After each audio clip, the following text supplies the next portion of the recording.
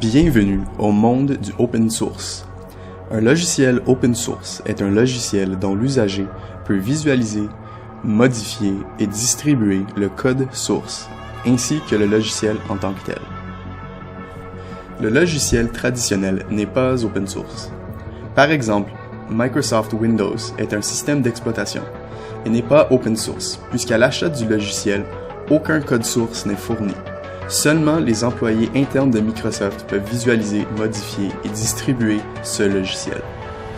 Des exemples de logiciels open source sont le navigateur Internet, Mozilla Firefox, VLC Media Player, le compte Orange, Ring, un logiciel utilisé au laboratoire lors du TP1, et même des pages web comme Reddit ou Wikipédia. L'exemple d'OpenCV fait ressortir une problématique importante. Quelles sont les règles, souvent légales, qui gouvernent le code open source pour organiser ce monde de code? L'acteur le plus important dans le monde des licences open source est Richard Stallman, et est excentrique pour en dire le moins. Sa page Wikipédia mérite d'être lue. Stallman est le fondateur et le président de la FSF, Free Software Foundation. Cette fondation a publié les documents de licence les plus populaires dans le monde de l'open source, notamment les licences GNU GPL et la GNU LGPL. Le sujet de cette vidéo est donc de différencier la licence GNU GPL version 2 et la LGPL. Essentiellement, la GPL, General Purpose License, est la licence la plus imposante. La Lesser GPL, comme le nom l'indique, n'est pas aussi restrictive. La différence entre les deux est subtile. Ceci s'illustre bien avec des exemples, notamment un exemple de librairie. Disons qu'un ingénieur code une librairie open source nommée Malib. Malib sera utilisé dans les exemples qui suivent.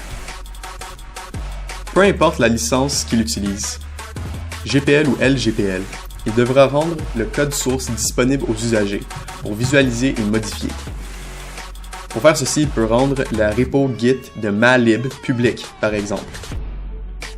Avec la GPL, tout autre logiciel utilisant le logiciel ou le code licencié sous GPL sera aussi automatiquement licencié GPL. Ce n'est pas le cas avec la LGPL, comme illustré dans l'exemple de la librairie Malib.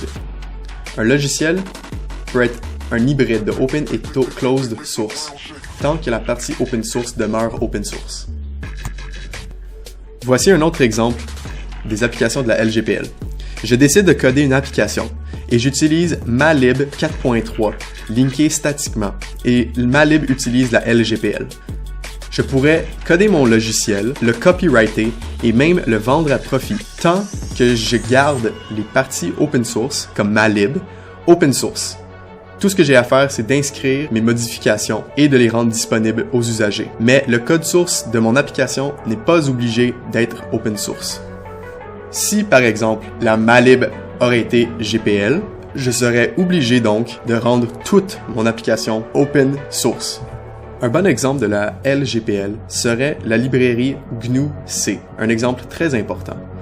Sinon, un autre exemple serait Android, qui utilise beaucoup de code open source, Linux, mais qui contient aussi beaucoup plus de code closed source, dont le propriétaire est Google Inc.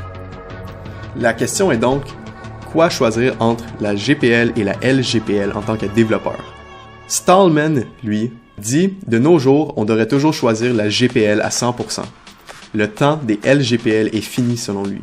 La LGPL peut être tentante, puisqu'elle laisse la liberté à des entreprises d'utiliser du code source, qui est souvent du code de qualité, dû à la nature ouverte et à la collaboration, et même faire du profit avec le travail de d'autres développeurs open source, sans avoir besoin de rendre le code de leur application open source.